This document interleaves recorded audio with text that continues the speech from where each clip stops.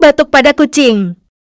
Kamu tahu nggak sih kalau kucing ternyata juga bisa batuk kayak manusia loh. Pernahkah kamu melihat si kucing batuk seperti ini? Hal ini merupakan respon alami tubuh kucing untuk membersihkan zat ataupun benda asing yang mengiritasi saluran pernapasan pada kucing, seperti hairball, kuman, ataupun debu. Biasanya batuk pada kucing akan sembuh dengan sendirinya setelah benda asing tersebut keluar dari tubuh kucing, sehingga saluran pernapasan kucing akan kembali bersih dan juga normal. Namun jika si kucing batuk disertai dengan gejala lain seperti muntah-muntah, lemas, demam, sesak napas, batuk berdarah, ataupun kucing terlihat tampak kurang aktif, sebaiknya segera bawa si kucing ke dokter hewan ya, cat lover.